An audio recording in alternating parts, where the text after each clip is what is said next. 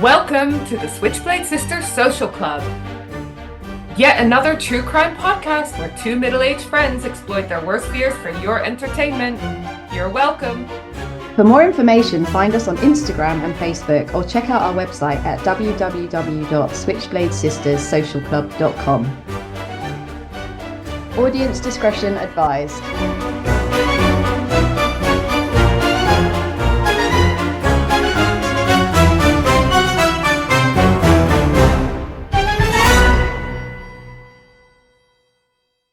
Hi, this is Dee from Switchblade Sisters Social Club, and we've got a fantastic bonus episode lined up today. I should have asked, what do you want me to refer you to? N?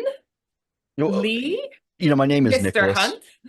My name's Nicholas, but Lee's good. Lee's cool, but Nicholas is my name, I guess whenever, why I went with initial, I don't know. Looking back at it, it was a silly decision, but it's now published that way. So yeah, Nicholas is cool. Lee's cool. Mr. Hunt. I'll call you Mr. Hunt if you're in trouble. And is it perhaps because you wanted people to think that you might be female, writing under a male name, like in Victorian times? That's a really good one. Yeah, perhaps it is. True crime is a female-dominated genre. It really is. The vast majority of consumers. But I don't know why I did that. I just did. Our listenership is what I like to call a taco party. It's the opposite of a sausage fest. I hear you. Yeah. I had to pause for a second and think what that is, because being from California, when you say taco, my original thought is the actual taco. But I'll pause and bow to your knowledge in that one. Well, as you know, we have no good Mexican food here in this country. It's a struggle. But Californians are getting through it. Yeah. Are you going to be okay? Well, if it weren't for Indian food, I don't think I would have. I've literally picked up my Mexican and put it to the side and just put Indian on the plate. It is so good, the food from the subcontinent. And we now have really good, subcontinent food in America starting to happen. But when I left America 20 years ago, no, it was terrible. So coming here, every day, Indian food. It is fantastic. I'm glad we got that out of the way, because that's serious stuff to talk about, isn't it? No, I know, because I crave a good mole, and that is something that is just, you know what I mean. Well, I'm a fish taco guy. Fish tacos with beans and rice on the side, nailed it. Every meal, every day, no danger. Change the hot sauce just for some variety. Yeah, mix it up a bit. Exactly. Yeah. Oh, we're only human. We can resist temptation so long. So this is Switchblade Sister Social Club, talking about the issues that matter. Hard-hitting journalism. Journalism, investigative journalism. I will say, if you are in London, there is a Mexican restaurant which is really decent. It's called Cafe Pacifico. It's next to Covent Garden tube station. That is the closest. Really? Okay. I'm in that area a lot, but I never knew that. Yeah. All right, that's the closest I've got. All right, well, we will. We're going to CrimeCon next week. I'll try it. We're going to meet in person.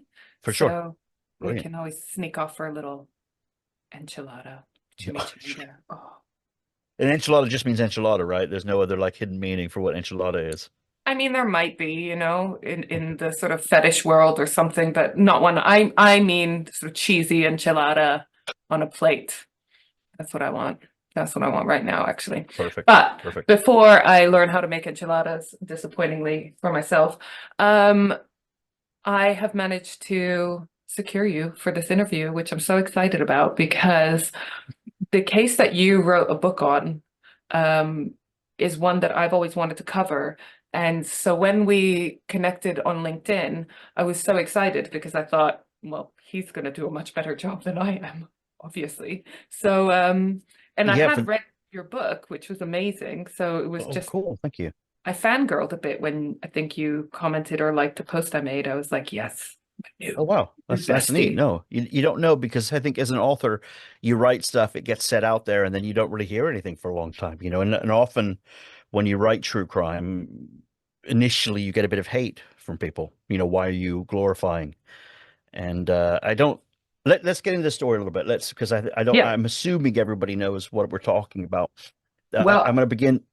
I'm going to put it in the show notes, the links to where to buy your book, but it is I Don't Like Mondays, the true story behind America's first modern school shooting, which is the case of Brenda Spencer. So I'm going to hand over to you to give us a little summary of the case.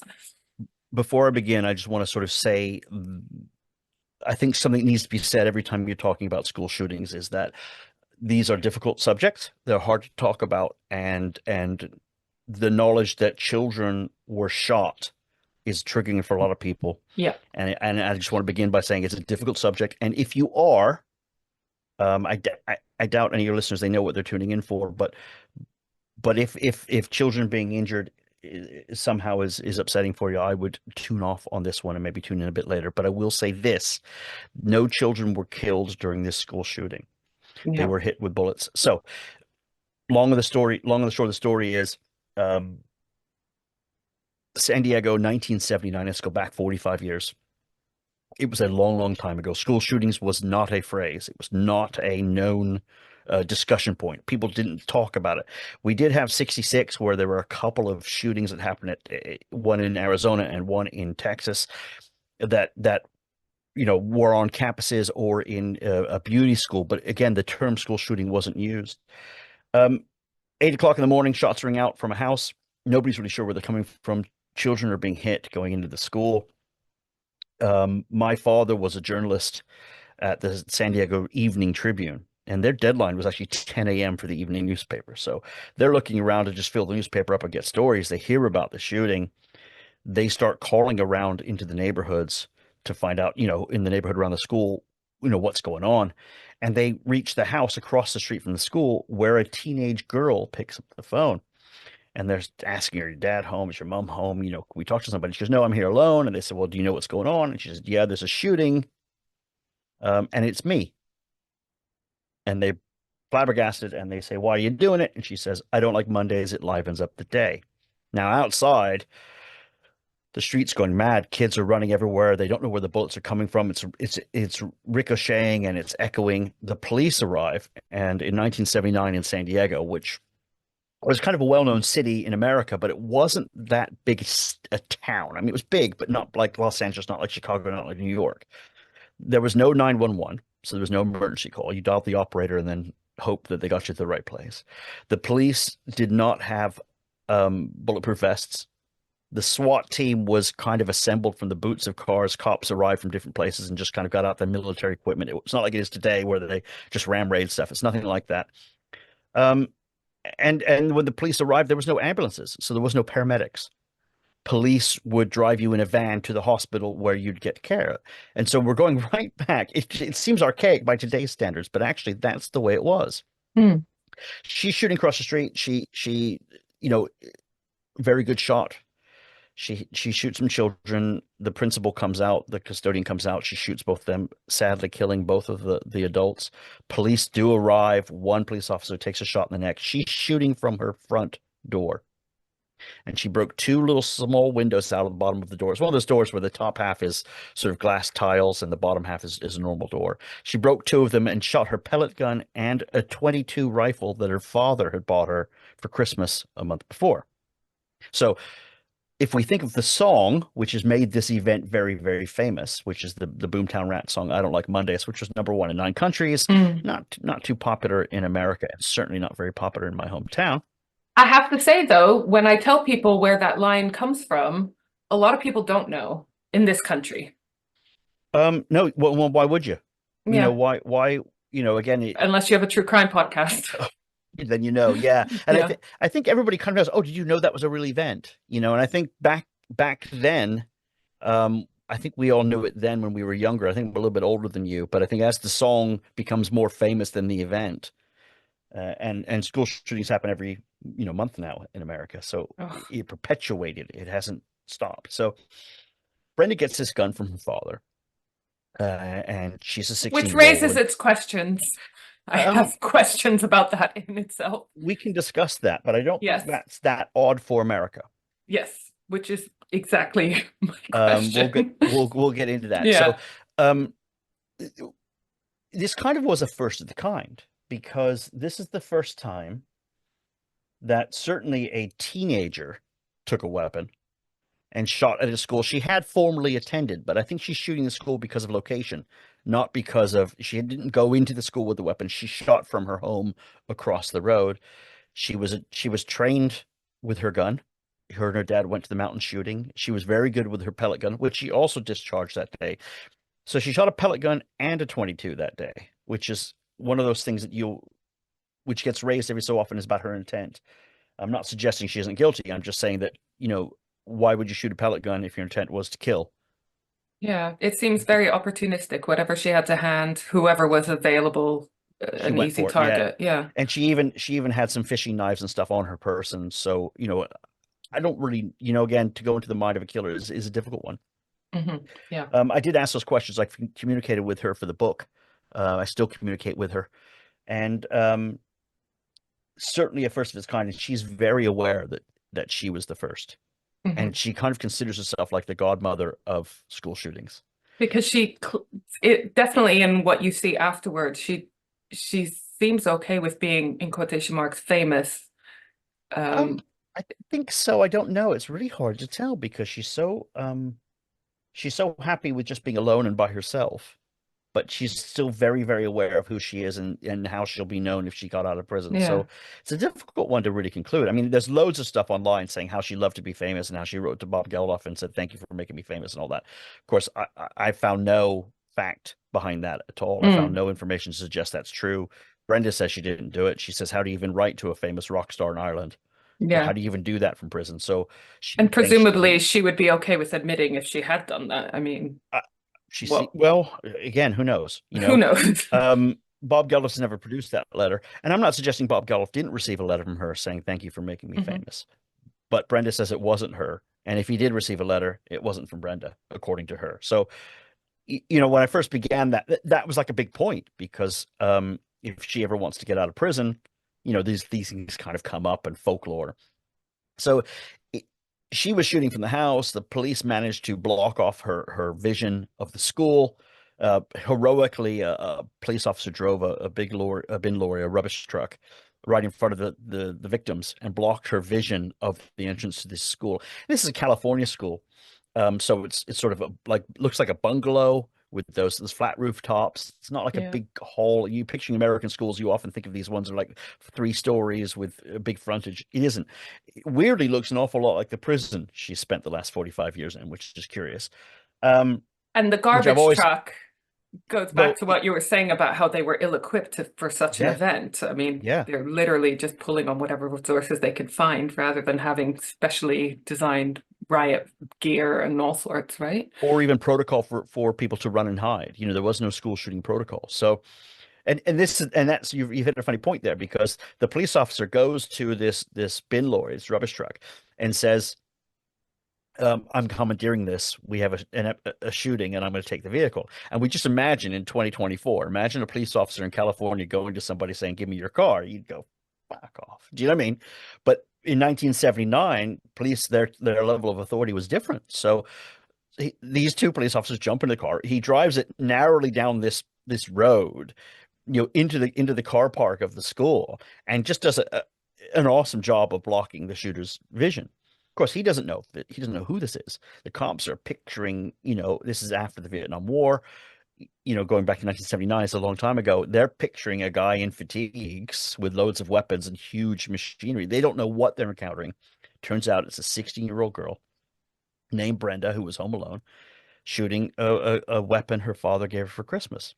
Her dad was at work. They call the parents. The parents arrive. The mom has to be sort of almost conned from getting off work to come and visit what's going on. The mom says, "I'm busy at work. I'm not coming," which adds to the whole folklore. Do the parents even care? And then the rumors begin all around town as to who she is. And, she's vaguely known at school. She's a hippie kid with, red hair and glasses and wears bell-bottom corduroy, jeans. And it's just kind of like, it's unimaginable. She does a standoff for 6 hours with the cops. Eventually they navigate her out of the house. They cut off electricity. They call her on the telephone because there's no cell phones. The newspaper reporters are calling, trying to get the story. The cops eventually tell the reporters to knock it off. We're trying to get through to the perp. And eventually, just before kids are coming home from school, all the other schools around the area, because the streets would be full of people again, she comes out I She hear comes out. they lured her out with a specific meal. I don't know whether Well, how true that she's, is. the Paul Olson, who was the negotiator, said, "Yeah, I said, hey, I'll get you some fast food. We'll get you a Whopper." Brenda has no memory of this. She goes, "Well, I had loads of food, so I don't think I was conned out with food." Yeah. She's a fanatic for fried chicken. She said she had fried chicken in the house. She said she had lots of leftovers and was, the house is pretty unkept. Who knows what the truth is, but certainly Paul Olson had it in his notes that he had said to her, "We'll get you a Whopper when you get out." Um, I did ask Paul, "Did you get her the Whopper?" And he said no. She said she wasn't hungry. So there is some information, there is some idea to suggest that the Whopper could have just been the thing that got her to think, "Hey, I'm coming out." I don't know what Yeah. it was, but it certainly was a tactic that worked. I think we love to think that teenagers just love fast food and that would get somebody Yeah. off, but whatever. Either way, she did come out and she was arrested and taken across the street and driven downtown. And they kept asking her why she did it because it's the first of a kind. Nobody knew what was going on. And I think to this day, she's never kind of said why she did it, other than The Monday a thing. cry for help. Yeah. Yeah. So we go into motive, right? We start to dive into why. Um, Because there's a lot of contradictory information out there about how neglectful, how abusive her parents were or were not. Did mhm. you manage to get any deeper into Well, that? 20 years go by before she says anything. The first mention of it is kind of around 91. So it's about 12 years, 13 years later, where there's a mention about the father perhaps interfering with her. It's not a full mention, it's just more of that he liked to stroke her hair and this kind of stuff. So a bit later on, and let's keep in mind, in 91, she went on local television saying, you know, it wasn't her, somebody else did it, and then I was on drugs, and then I thought I was part of there was loads of things that happened in that 10 years of her not accepting the reality of what happened. But in the meantime, here's something she does say: her father victimized her. She does say that lots of horrible things happen in the house. It's curious how long she waits to say it, and I'm not going to suggest that somebody who says something like this is not telling the truth. But there certainly at that time didn't appear to be a lot of evidence to support it until we discover that and this is where the story gets really juicy, and this is where the aftermath of the story becomes almost bigger than the event itself. Well, not, but almost bigger than the event, because she's in juvenile hall in San Diego awaiting trial, and she's banged her rights. She's, you know, she's admitted to doing it on the telephone to the reporters. It's all over the news. There's a song written about her that's already being performed in San Diego by the Boomtown Rats, who were there at the time. They don't need a lengthy trial. They've got her. The evidence is all there. It's clear, right? The father's visiting her in juvenile hall, and he takes a liking to her cellmate, who's a girl called Sheila, who is younger than Brenda, and she's there because she set fire to her house, didn't want to move. Long story. Come broken home. Somehow in this relationship between Brenda, Sheila, and her father, the father removes Sheila from an open prison as they separate, ends up marrying her and having a child with her before she's 17, which is against the law in California. He had to drive to Arizona to have a sort of shotgun wedding, because in Arizona you only need one parent's permission to marry an under 18-year-old, where in California you need both parents' permission. Mhm. So he marries this 16-year-old because she's 6 months pregnant. So this didn't really make the news at the time, and Brenda wasn't sharing this with anybody, even though it was common knowledge. Brenda gets to the sentencing phase, and she's going to plead guilty. She plea bargained in the end, but she's getting to the sentencing phase, and they're saying, "Well, let's go in and look at all the reasons why you did this."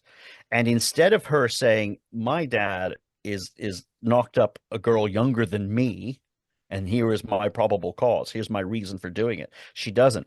Instead, she sticks to her father from what her father says, and her father says, "Do not have an invasive trial. They're going to rumble me. I'll be in trouble. Don't do it." So she then plea bargains to 25 to life, essentially costing her 20 years in prison, because if she had just gone to the sentencing phase, she probably would have gotten life, Yeah. which would have meant she would have been eligible for parole after 17 years and probably would be out of prison now.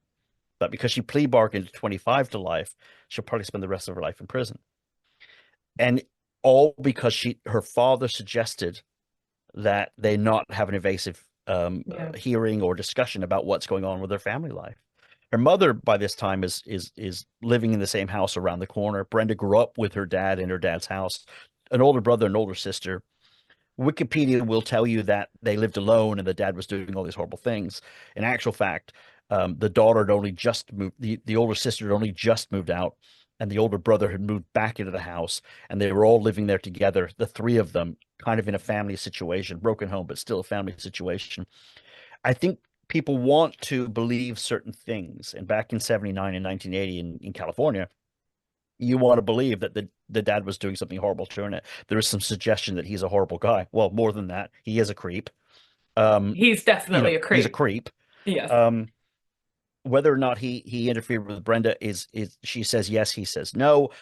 There's evidence to suggest he probably did because of his, as a side note, while he has the 16-year-old pregnant at his house, one of the neighbors sees her going in and out of the same house that he lived in till he died. He never moved. This same house across the street from the school. It's quite weird. They see her and go, that looks like Brenda. They call the police. The police arrive at the house. And they say, hey, this is going to sound weird, but is your daughter here? We think she's in prison. We knew she was in prison because she got, 25 to life. And he goes, no, this is just a relative who's staying with us. No. But then it's revealed, hold on. And because they were married and the mother was in favor of it and the daughter wasn't, there was no victim. So they never, ever arrested him. The police were about to charge him for indecency of some kind, having an underage girlfriend. But because it was his wife, there was no challenge. And the police just said, hey, look, we'll never win this case. So they just kind of let it go. It's well documented in the newspapers, not huge knowledge, during the trial, but would have made a big difference, I think. Yeah, added level of creepiness if she looked like Brenda as well. It really is creepy. It's as creepy as it gets. But Brendan never said anything about this for 20 years.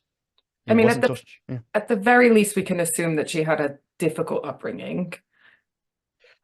Well, her parents divorced when she was, about 5, and the court sort of decided who she was going to live with. And because her brother and sister were a bit older, they said they wanted to live with their dad, and they probably did that. I mean, the 70s in California was a strange time. I think you have to be Californian in the 70s to know what we're talking about. This is the time of the Manson murders. This is the time of Patty Hearst, and planes were hijacked far more often in the 70s than you really realize. It was almost like a monthly occurrence. When that happens now, it's huge news, but back then it was a very strange, weird post-Vietnam time. And the laws were odd. Brenda was originally supposed to be tried as a child because California didn't have a statute for under 18s, and they changed the law to try her as an adult. So she was the first in California to be tried as an adult. Now that's a normal commonplace in America, in all the states. In fact, even the 14-year-old who committed a horrible school shooting last week is being tried as an adult, and his father. So there would be the argument too, going back, that he gave her a weapon. Touching on that point now, since I've segued myself into that, family is from Arkansas. She shot her first gun when she was 8. In America, it just isn't that uncommon to learn how to shoot at a young age, or even have a small caliber weapon. I think it's odd in California, especially in the cities, but I don't think it's that weird for someone in Arkansas or somebody in the South, or even the Midwest, who live in rural areas, to have weapons. It just weirdly, it's just, you live in the UK now, how bizarre that is for us here in the UK. It's just bizarre. And I get it, it's a different time.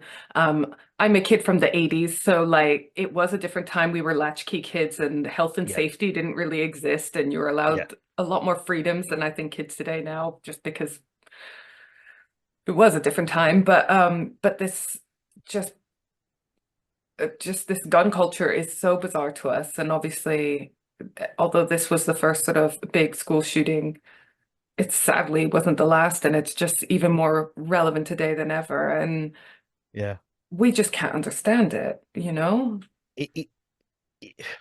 Second Amendment in look, we can go into this discussion at length, and I've got an opinion about it. And I believe in the right to bear arms. I believe in the American Constitution. I'm all good with that.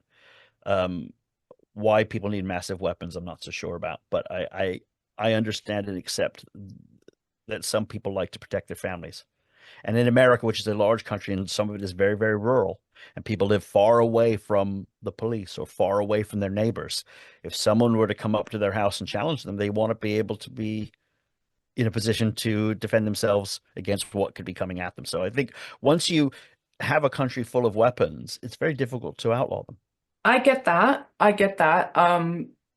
So what is the solution then? Is it more restriction on what kind of arms are for sale? Is it like tighter, I mean, how do you make sure kids don't get them? Well, America, look, we can get and this is a whole nother discussion on this.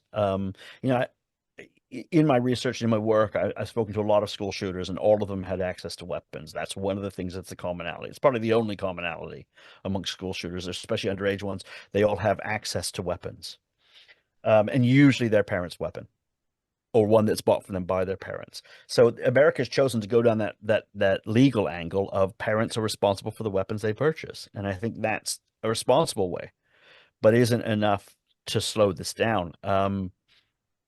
Again, reasons why people look, we could go. It's a long discussion. It's It is a very big emotive. topic. Yes. And in 1979, it was the first of a kind, and it hasn't stopped since. Yeah. There were four in my hometown. There hasn't been one for a very, very long time, but there were four kind of, and teachers are affected by two of them. There's one teacher who was at both schools, so it's just part of our consciousness is that people express themselves in America in different ways. As you see on the internet, they express themselves in various different ways. And one of those happens to be taking a weapon that they have to hand and going and getting even with somebody or people they don't know, or just society, or suicide by cop, which tends to be a popular. I mean, Yeah, it's we'll go down a rabbit terrifying. warren there. We are. It's a difficult one to discuss, but yeah. Like I said, it is just one of those things that we just struggle to come to terms with. Luckily, we don't have that same problem over here. Britain's been very good in when it has happened, and it has. Yes. And changing the law. There's yeah. 5 almost progressive things that happened during the big shootings where the laws were changed dramatically. Yeah. To when we go to happening. CrimeCon, I don't know if you've met the Twisted Britain people, the lads, well. But they were at Dunblane when that happened.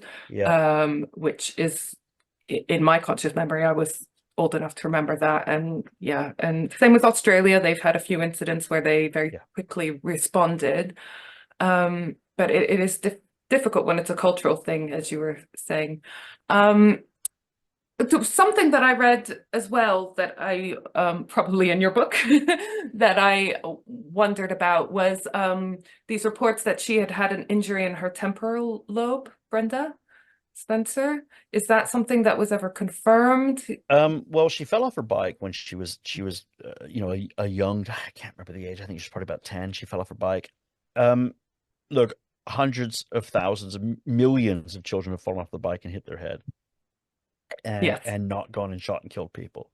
What I think is most interesting about that is at some point after that, she developed some form of epilepsy where she was having seizures in her sleep. And nobody in the family had noticed. It wasn't until she was in prison, until she was being watched, that someone said, "You've got epilepsy." So that came out as a possible cause, but of course, people with epilepsy are not necessarily violent. There was no correlation. Again, I'm not a doctor, but at that time during that trial, there was no correlation. It didn't seem to make any sense. But what's interesting about her hitting her head is the family's reaction to it. So she falls, she hurts herself. She's with her mum. The mum is taking her back to her dad's house because her visitation is ending. And she says, "Oh, by the way, she fell and hit her head. I'll let you handle that." So the mum doesn't do anything. The dad goes, "You'll be fine. Shake it off." Right? The next day, she's groggy, still vomiting. Her older sister takes her to the hospital. So as much as you want to say, "Oh, yeah, she hit her head, therefore she's gone violent and went crazy." Well, no, it was 6 years later that she went crazy.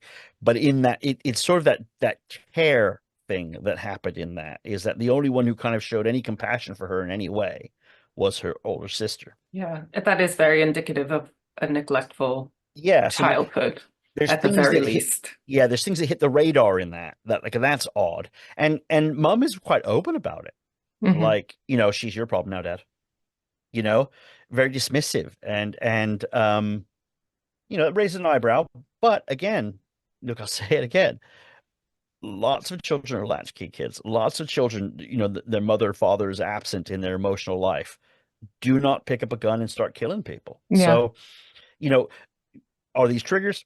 No, they're not triggers. Are they things that created this thing in her head where, I'm not getting, and this is what personal opinion, I'm not a Mm. doctor. Personal opinion is that she was building up this, I'm not getting enough attention. Now, why does she need so much attention? Who Yeah. knows? But there was this point where she was bragging to a 13-year-old kid on the street who was her best friend. I'm going to do this. Something big will happen. You don't know what that's going to be. She was shoplifting at the local shop. She was playing truant from school. Your dad didn't really know what to do. And whenever he was confronted with challenging her, she said that she had, PMT. And he was like, oh, I don't know anything about that. I'm going to, Yeah. scared. We're not as an informed society like we are today about certain things. PMT scares men now, and we have lots of Yes. information about it.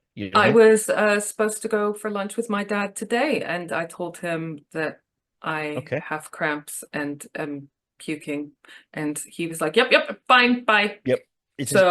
Totally. Yeah. So you imagine in the 70s where, a dad is like, I'm not even prepared for this, even though he has an older daughter, And and also, a lot of yeah, those behaviors are typical teenage behaviors.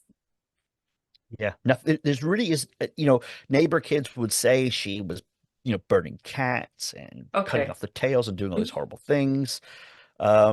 I found no evidence to say that was true, and everyone on the news and in the newspaper who quoted it, I've spoken to, and all of them said, well, I've never seen her. I just heard that she did. Hmm. Yeah. People want to believe, well, generally, people want to believe amazing things, but also people want to justify that when something so horrible happens, there must be a reason why they did it, because it makes us feel better knowing that, hey, maybe, watch out for that person they're wronging, Hmm. or, this is the typical person. And I think we believed that for a really, really long time. I mean, Ted Bundy comes along, it breaks a lot of the norms. And it does sort of change. Hold on a second. The nicest, good looking guy around the corner, the boy next door, can also be a serial killer. We've learned so much in crime, and I'm talking about general people. I'm not talking about police. I'm not talking about even Yeah. true crime fanatics. I'm talking about the average person. You have this belief, and they say these things as well, like, well, I can't believe he was a criminal. He was a church going guy. You Yeah. know, Look, people from all walks of life, from all different backgrounds, from any ethnicity Yeah. through history has committed horrible, horrible acts of crime. In this case, it was a 16-year-old girl, But I think you hit, shooting children, and that was nothing, and very few have happened since. So this was quite as the first, I call it the first American modern school shooting, because there yeah. were school shootings before. This is the first one that was kind of the modern take that we call it. It was the shooting that coined the phrase school shooting. Because you'd be surprised when I wrote my book, how many people came to me and said, wasn't the first school shooting. Like, okay, there's 350 pages of fact, and that's all you've got. I'll take that as a win, because Yeah. if That's all the you've got only is, issue they could come up with, then okay, then great. it's a Yeah. win. Um, I sent her the books. I still communicate with her now. I'd say we're friendly. Um, she read the whole book and said, the only thing you got wrong was the position of our bedrooms. My room was the second room down the hallway, not the first room down the hallway. And so Okay. I took that Also a as, win. it is a win. Of all again, the hundreds of thousands of facts that are listed in this book. I mean, the book kind of is like a research, Mm. book of research. I'll take that as a win, and Yeah, I've definitely. adjusted it and fixed the book, to fit the story, Oh, because good. I I think the only way that we're going to come close to stopping school shootings in the United States, or understanding them, is to know the facts. She was never interviewed by the FBI. She was never spoken to by psychologists. She was never sort of brought into any huge hearing to discuss why or look at, psychologists didn't make motions or changes to documents because of what she had told them. I think when it happened, they just thought this will be one of a kind. Do you think that's different now? Like if this No, no?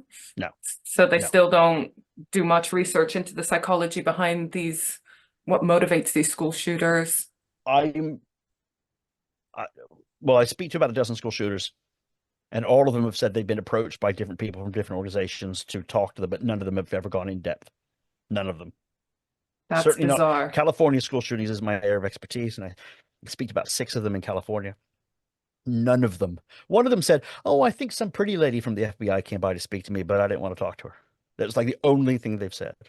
Now, I think that hurts them for their parole, and Yeah. a lot of them are coming up for parole. In fact, going into California school shootings, Charles Andy Williams had his parole hearing just 2 days ago, and he was denied parole. And he was a 2001 school shooter from Santana High, literally the high school kind of just over from where this happened in San Diego, using a 22 weapon that he got from his father. He took his father's gun from the cabinet, stole the key, took the gun, took the bullets, and went and shot a bunch of students. He killed 2 kids he knew I in remember class. that one because It's a horrible case. the ones that happened while I was actually at school stick in my mind more because, Yeah, yeah, just because I was in that kind of environment, and yeah, so his parole was denied. yeah. And that happened on a Monday as well. And when I wrote to him, I said, "Hey, I'm an author. I wrote this book. Would you like to talk?" And he said, "Oh, that explains why they asked me if I didn't like Mondays." And we had a really good chat about it. And he's really open. And he's a very different case than Brenda, because he's saying, "Well, what I did was horrible. I was 15.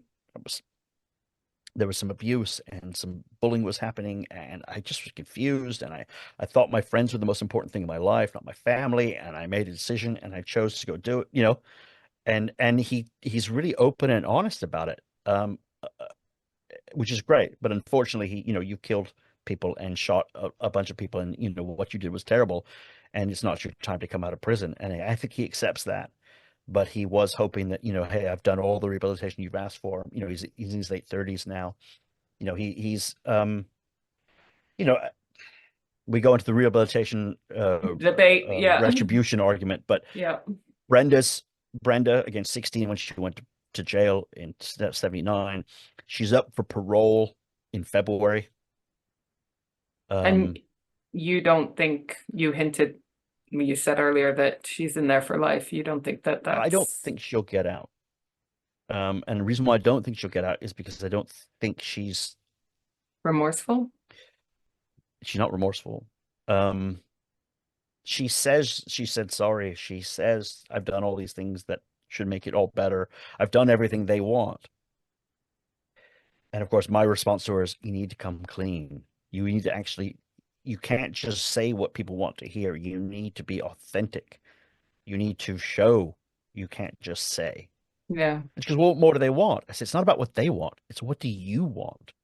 "Well, I don't understand that." I said, "Well, then we're an Therein impasse lies the builder." problem. Yeah. There it is. And I think that's typical of people who are, who just don't get it. Well, I've said sorry I can say sorry 1,000 times and it won't make a difference. And I went, then where are we?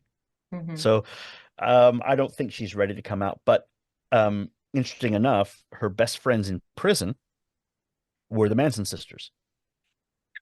So, Interesting pals. well, so she's, as a child watching the whole Charles Manson. And for those who don't know Charles Manson, I mean, he is the crimes of the century. Let's be honest. I mean, everyone says there's a bunch of them, but really, the Manson murders in Los Angeles in the late 60s were some of the most gruesome murders in history, and they involved a family of people, including women. 2 of those women went to prison in California, and Brenda joined them. So she knew who they were before she went to prison. Then she joined them after her crime. Remarkably, they all look very, very similar, of a certain type, from 70s, long hair, parted down the middle. She's then living across the hall from them and became really great friends with them. And one of them was released last year. and is now out in society.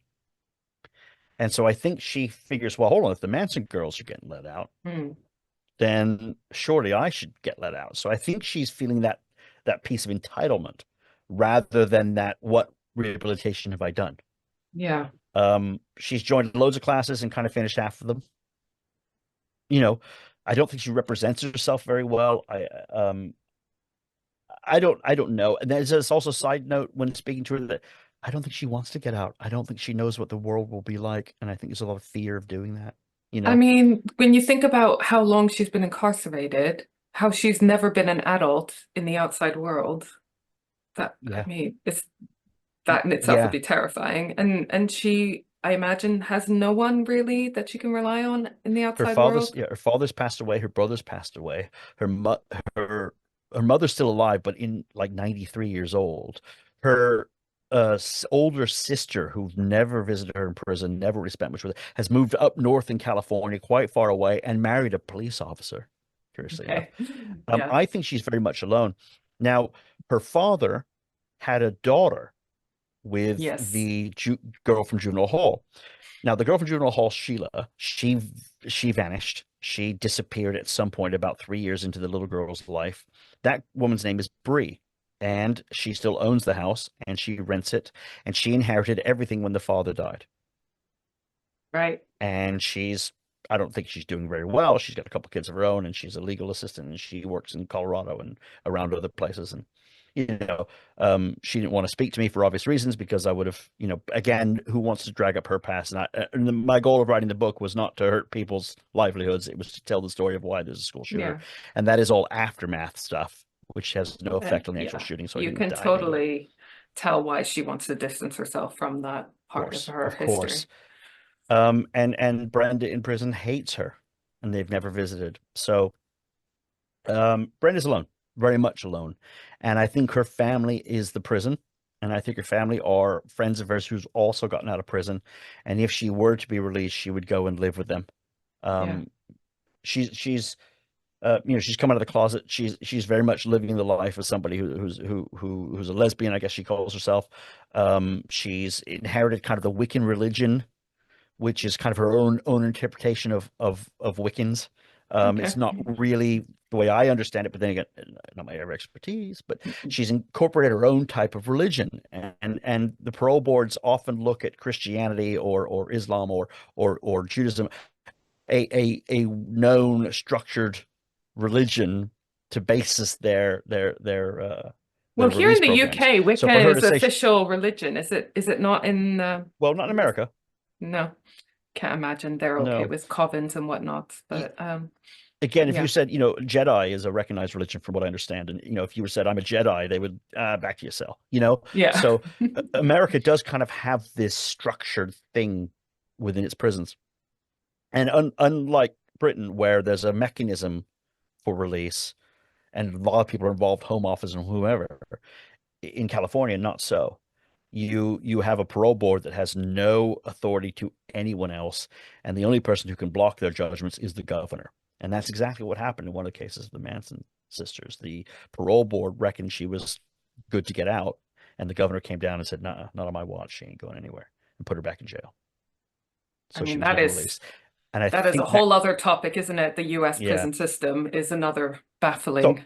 So as long as I think victims attend in California, generally, as long as the victims or victims' family attend the parole hearings, the chance of you getting out is really quite slim. But then in saying that, they're closing San Quentin to make it a rehabilitation center, and the push for rehabilitation over retribution is growing with every month in California, and they're releasing prisoners like Britain who maybe should not be on the street. Um, I think that's happening all over California, but I think when you have a high profile one like Brenda, who was the face of evil, she was, this is what a child killer looks like. This is Hmm. episode one, series one of child killers in America. Do you know what I mean? Yeah. This is where you begin. I think she will probably be the poster child for dying in prison. And if she continues on the path she's on, I think that'll happen because she really isn't making the steps or the moves. And she's a 60-year-old woman with no teeth. She's heavily obese. She's got diabetes. She can barely see. She's, she isn't that old, but essentially lives the life like an old woman because Yeah. she's just has never cared about herself ever. So will she get out? Probably not. I don't Every know. part of this is really incredibly sad, isn't it? The whole thing and the lives she took, and the two people who were killed that day. And I'll just give a quick shout out to the victims Yeah, because this is really what it's about. important. Principal Burton was a career educator, you know, military veteran, worked at schools his whole life, was, I mean, just a really highly regarded guy, you know, beautiful kids, fantastic spouse. He was the American dream, you know. Um, and he was shot in the chest, killed. Mr. Mike Zucker, Korean War vet, you know, married a woman he met in Germany, moved to San Diego, living the dream, used his military pension, got a job as custodian at a school. He was living in the sunshine, tinkering, taking care of the school. He was known as Mr. Mike to the kids. He was the dude that helped you on with your coat and pick up your bag when it fell. I mean, Mr. Mike was by all accounts, a beautiful human being who was shot in his chest. What's interesting is that she shot all of the children in their legs and arms, one in the abdomen, which I think was probably missed from the arm, but she shot all of the adults in their neck or chest. So this is a 16-year-old girl who knew how to fire a weapon, who reloaded a bunch of times and took out adults. She Hmm. shot kids, I think, to get attention. She shot adults to kill, and she's a murderer. And Yeah. she is where she kind of belongs. And no matter how much, I've written a book about her, studying her life, you still come to the same result. You know, And she's an evil those killer. two adults that were killed that day, they were killed while trying to help and save the kids that were out there at the time, weren't Absolutely. they? Absolutely. Which The children were being shot on the driveway of the school, and they ran to help the children in. And in helping the children, they were put both themselves in shot. danger. Yeah. The police officer arrived, Officer Rob. Hmm. He arrived from the back of the school because they were told don't drive to the front of the school because there's a shooter somewhere. He arrived from the back of the school, tunnel vision, saw two men on the ground shot with kids around hiding in bushes. He ran straight to them to help them, took a bullet to his neck. He Yeah. survived and actually worked with the bullet in his neck for a little while longer as a police officer before retiring. He ended up working in Bakersfield as school security into his, Wow. and then passed away from cancer while I was writing the book, sadly. He's a hero. The police were heroes that day. Yeah. Um, Before training, they had no two-way radios. They were Yeah. using the old dispatch. I was able to locate the original dispatches that weren't digital because they weren't recorded in 79. But a 14-year-old who had an interest in CB radios made a cassette recording of the police dispatch, believe it or not. Heard there was a shooting, I'll just record it. And of course it went into infamy. And I got in touch with him through the sort of Society of Radio Users in San Diego. And Of he course. managed to give me these transcripts, and I not transcripts, the actual recording. I made transcripts of what happened that day, and I have the actual chronological order of what happened, where the children went, how the police, executed their business, and they were flawless. They were fantastic. Barring some mistakes, obviously, the panic of the original of the happening, but uh, really writing my book and seeing how the police, San Diego police, operated in 1979 was amazing. And at the same time, I was finishing the editing of my book, what happened in Uvalde, where the police were moving away from the scene rather than going into the building, Hmm. which was a terrible, terrible case. Um, and I know that's not indicative of all police forces, but at that moment, at that time, when you're seeing a police officer run away from the scene, and I'm writing, literally editing chapters of police running into the scene without bulletproof vests, without modern, techniques and Technology technology. and without the training for such incidents. Absolutely, it was they were selfless, Hmm. and what they did was ultimately save lives by blocking her path because she could have shot all day. Also, one Yeah. last thing, sorry, about this case is that police officials say she shot 36 bullets. Wow. She shot way more than that, in all honesty. But if you were to work out how many shots were fired, and it's hard to say how many, But in the annals of warfare, the amount of targets that she hit from bullets expelled is staggeringly high. So she was She an was excellent a shot. very good shot. A So 16-year-old girl who almost didn't miss. It's quite remarkable. It's quite remarkable, and one that did send fear throughout school children, well, certainly in my city, but all over the world. yeah, It changed the world, I think. I would agree. Yeah, Yeah. definitely. Sorry, I rambled there, but you know what? It's so fascinating. No, Even I it's been could. a while since I've touched the subject, so it's interesting to go back into it and talk about it No, because it's it's fascinating. amazing. Yeah, And like I said, it's a case that I wanted to cover for ages.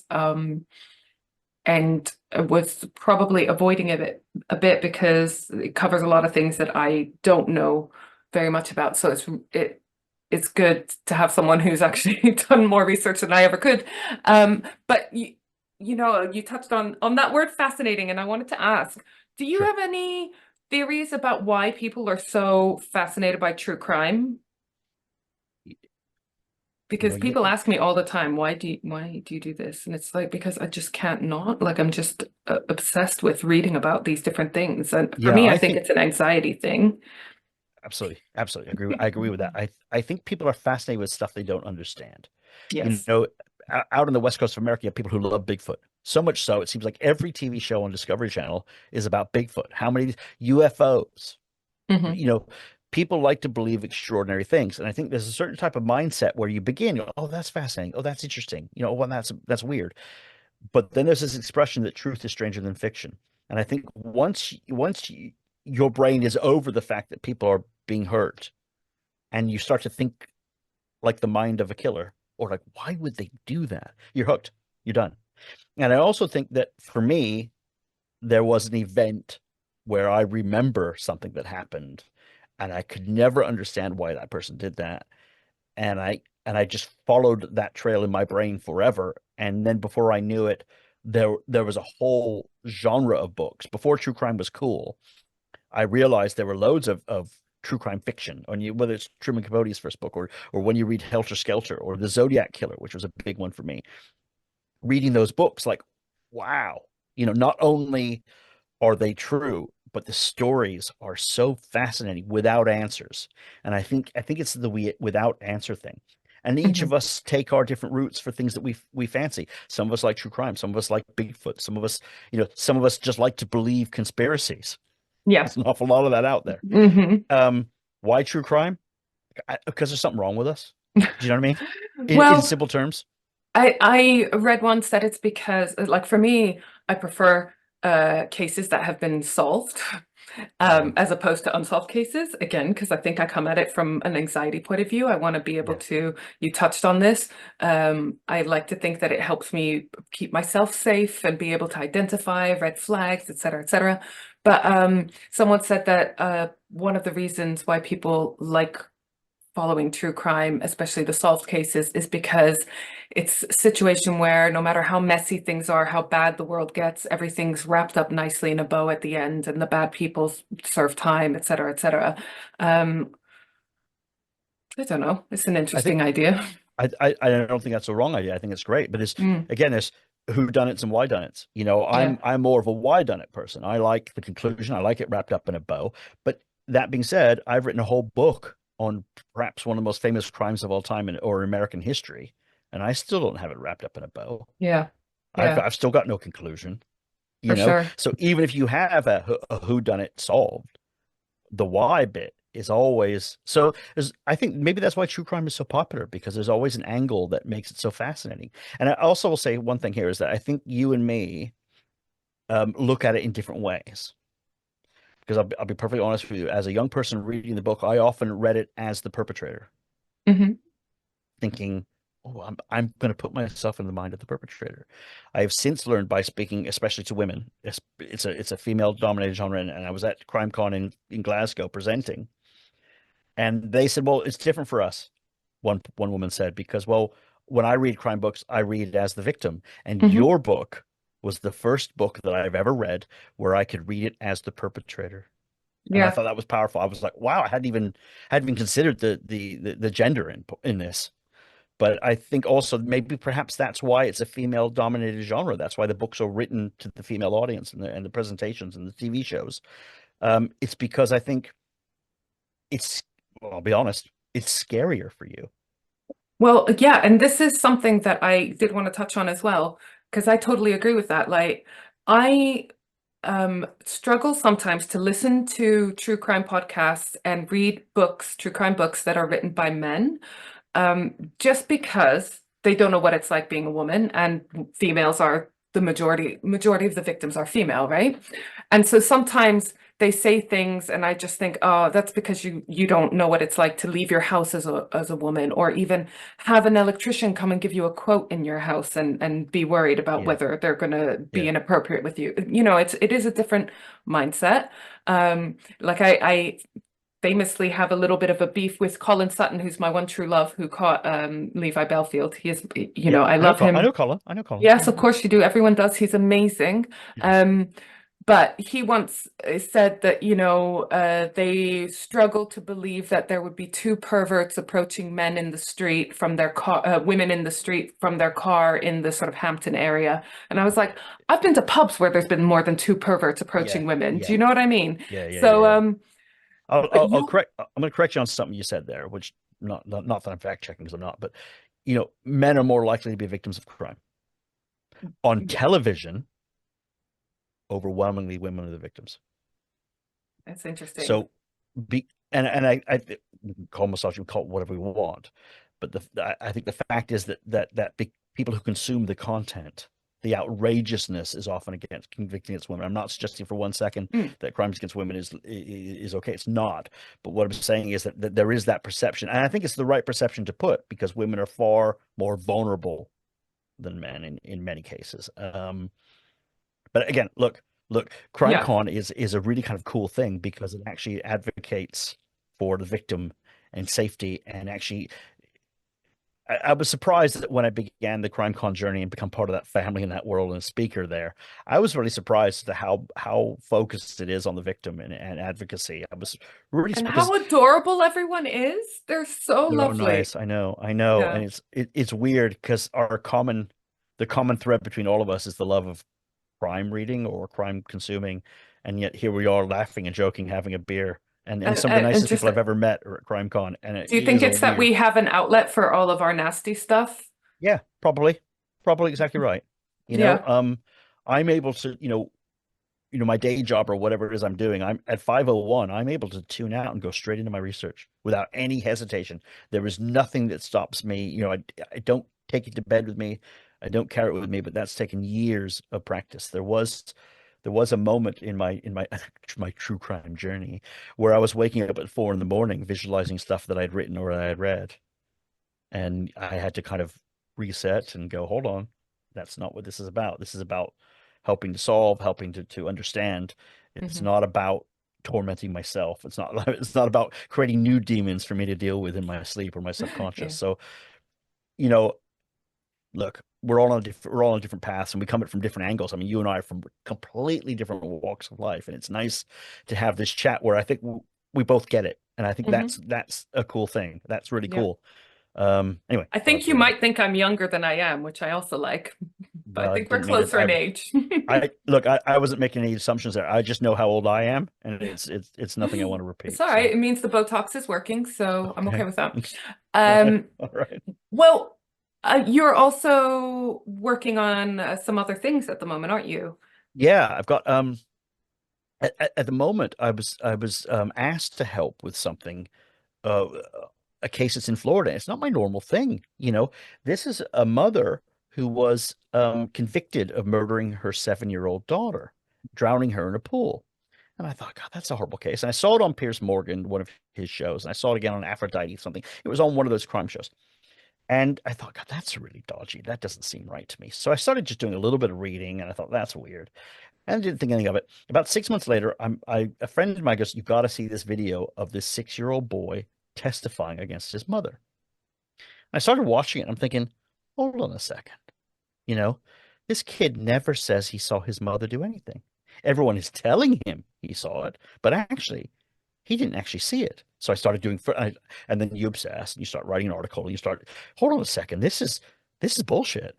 There's some bullshit here.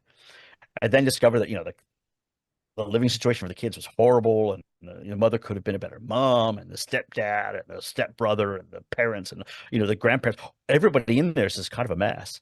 And I think they distracted the jury by all of this mess and convicted her for life without parole, and then took this 6-year-old boy who had no family because his sister was dead and his mother was in prison, took him and just gave him to a family that was friends of the prosecutors. And I'm thinking, hold on, wow, does this happen? Like so anyway, the story is about a woman called Amanda Lewis who's still in prison, and the daughter's name was Adriana Hutto, lovely little girl, did nothing wrong, but passed away in her swimming pool. And the argument as to what happened.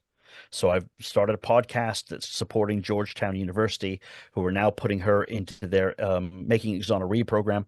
It's a bit like the Innocence Project, but kind of in a university level in Georgetown, a very famous university in America. Washington. And they're working towards it. And she's now just working with Adnan Syed's lawyer, Colin Miller, to help her get another look at the trial. I'm not saying she's innocent, but just that mistakes were made. Yeah, I'm absolutely 100% sure that she did not get a fair trial. I'm not saying she's innocent because I trust the American judicial system, but she absolutely, without question, hand on heart, this is not opinion, this is my fact, did not get a fair trial, and she was essentially lynched in a courthouse in Florida. And I think that I'm sickened that when I read these stories on and going back to gender over and over again, how they describe women in court. I'm gobsmacked. It happens in every court case.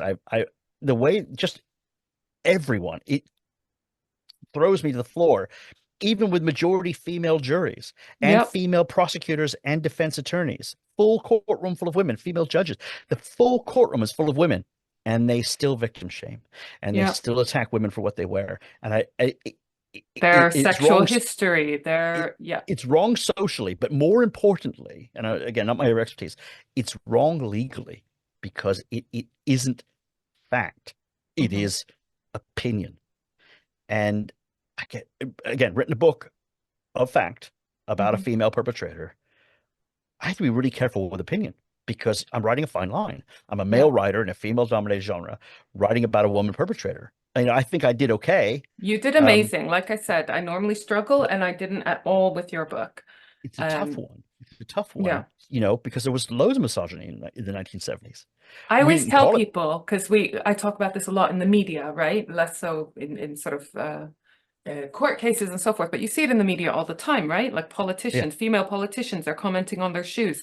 I always ask people to imagine they are saying that about a male politician or celebrity or whatever. Does it sound weird if you're saying it about a guy? If it does, it's probably a little bit sexist to say it about a woman. You know? And I'm in my research, I'm gobsmacked how many women play into that. Because there's this harmony in saying, well, look at what you wore today.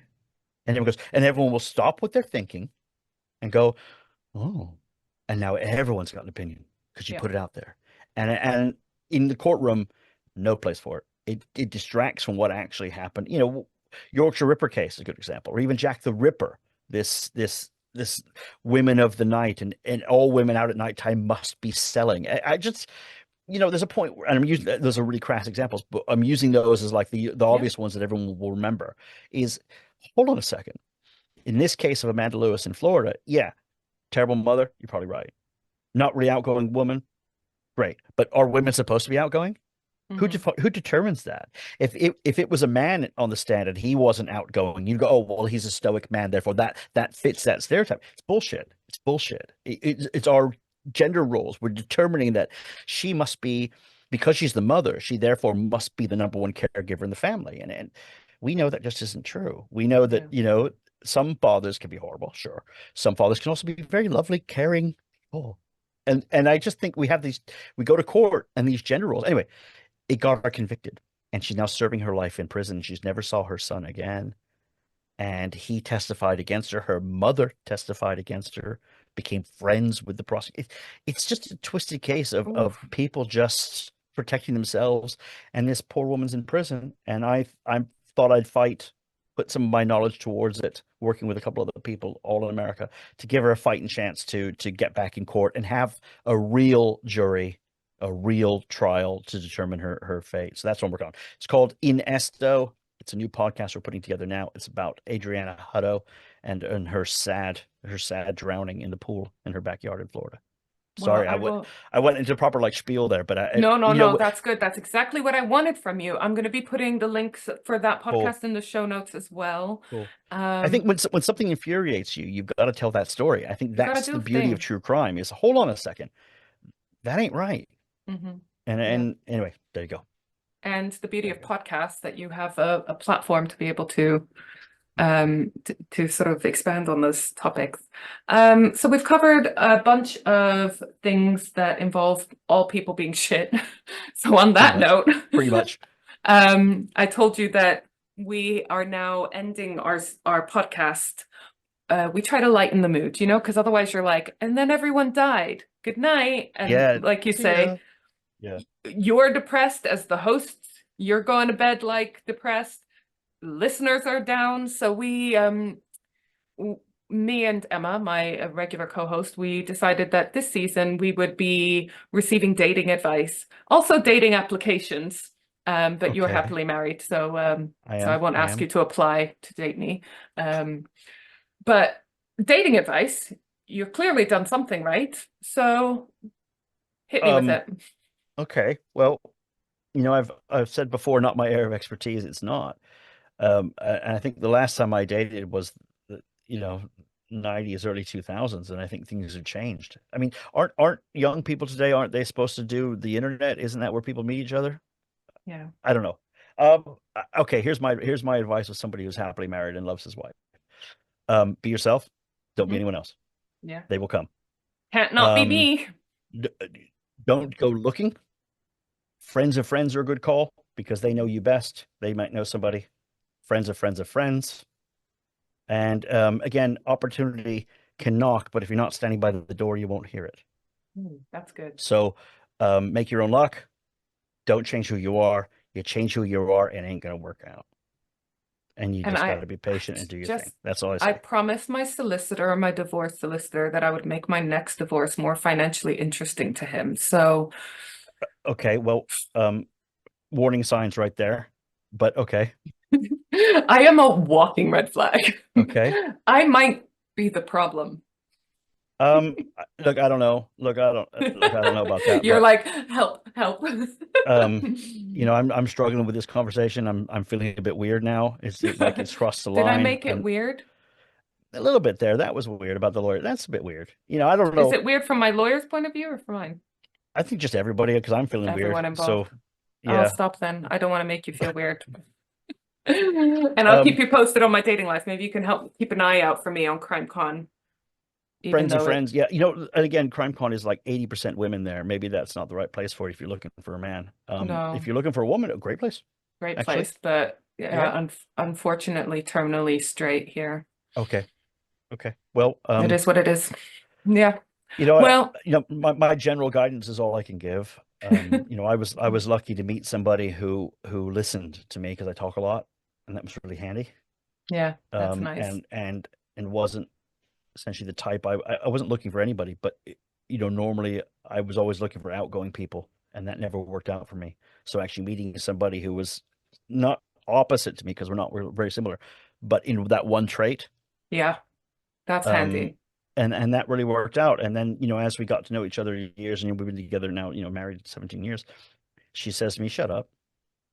And I know that means to shut up. And in a nice way. No, she said no. Well, but I know that now's the time, because I trust her, because she's been with me for a long time. And I think that's the bit. I don't know why we talk about this. Is crazy. That's true partnership. Well, perhaps you would like to join the committee, because my sister, Colin Sutton, Steve Gaskin, they're forming a committee. So obviously between them, they know me and the criminally insane well enough to make sure I don't date another psychopath. So if you want, you can join the committee, and I will submit all serious applications to you for vetting. I'm happy to join the committee, but I feel bad for the guy now who could be coming into that world. If it's Steve Gaskin and Colin Sutton are the two staring you down. They need to know what they're in for. Okay. They need Yeah, to yeah, I'm be, in. they need to have the balls, you know what I mean? Cool. Yeah, cool. I'm in. Yeah, yeah. I don't know how I can help with this, but yeah, yeah. Maybe I'll leave Colin as the investigator. Maybe let him do this one. Steve Gaskin being a criminal profiler. Yeah, So, yeah, that is you true. know, handy, handy. All right. Well, I want to thank you so much for joining us and for talking to me about just some fascinating cases and your projects. And I can't wait to have a drink with you at CrimeCon. Oh, be cool. Yeah, yeah, yeah, yeah. You meet my Yeah. wife as well. We'll all be there. Oh, But fantastic. yeah, we'll be in And the bar anyone hanging out. listening, because I think this episode is going to come out just before CrimeCon, if I get my Fabs. shit together, my editing shit together. And so if anyone else sees us around, then come up and say hi, right? Yeah, for sure, for sure. Hey, thanks for having me. And good luck with your podcast and your new co-host. I hope that all works out for you, Thank and all you. the challenges just become rewarding for you as opposed to challenges. I hope that happens. Yeah, Thank you so much. And peace in the Middle East. All right. for sure. Bye. Thank you so Bye. much. Bye. Bye.